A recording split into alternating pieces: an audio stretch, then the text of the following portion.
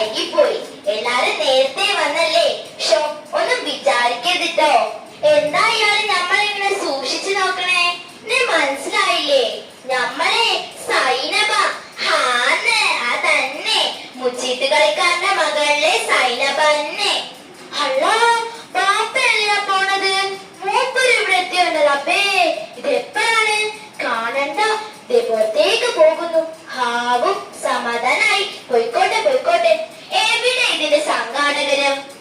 എവിടെ? ആരാ? ഇങ്ങളാ?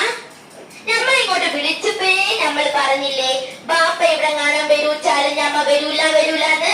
അപ്പൊ ഇങ്ങളല്ലേ പറഞ്ഞത് ബാപ്പയൊന്നും വരൂല, വെറും സ്ത്രീ കഥാപാത്രങ്ങൾ മാത്രമേ വരൂന്ന്? അതെ, എന്താന്നറിയോ, ഞമ്മളെ വെട്ടി നുറുക്കി കോഴി ബിരിയാണി വെക്കൂന്ന് പറഞ്ഞ് നടക്കുക മൂപ്പര്. എന്തിനാണോ? ഞമ്മള് മുത്തപ്പാനെ നിക്കാഹ് കഴിച്ചതുകൊണ്ട്. മൂപ്പർക്ക് ഞമ്മന്റെ കെട്ടിയ മുത്തപ്പാനെ കണ്ണിന്റെ നേർക്ക് കണ്ടൂടാ. നിങ്ങൾക്കറിയാലോ എന്തൊക്കെ പുക്കാറുണ്ടാക്കിയിട്ടാണ് ഞമ്മള് മുത്തപ്പാനെ കെട്ടിയതെന്ന്. ഇപ്പൊ ദേഷ്യം മുഴുവൻ എന്നോടാ. നിങ്ങൾക്കറിയാലോ മൂപ്പട മുച്ചീട്ടുകൾ പൊട്ടിച്ചത് ഞമ്മളായിരുന്നല്ലേ. അതിന്റെ ദേഷ്യ. അത് പോട്ടെ, ഇവിടെ എല്ലാരും നല്ല പത്രാസിലാണല്ലോ കുത്തിരിക്കണത്. അല്ല, ആൾക്കാരൊക്കെ എവിടെ പോയി? കൂടിയിട്ടില്ലാട്ടോ. അല്ല, അത് ആരാണപ്പ അവിടെ കുത്തിരിക്കണത്? ആനവാരി രാമൻ നായരല്ലേ? എല്ലാരും ഉണ്ടല്ലേ. പൊൻകുരിശ് തോമേ, എട്ടുകാലി മമ്മൂഞ്ഞും. ഇങ്ങനെയൊക്കെ ഇപ്പൊ ഇങ്ങോട്ട് ആരാ ക്ഷണിച്ചേ?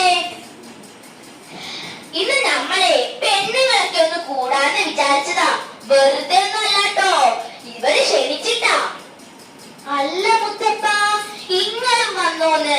ഞമ്മൾ ഒറ്റയ്ക്ക് വന്നോളാ നിങ്ങളോട് പറഞ്ഞതല്ലേ. ബസ്സിന്റെ കൂലി കൂടെ കൊണ്ടുപോയി കളഞ്ഞല്ലേ.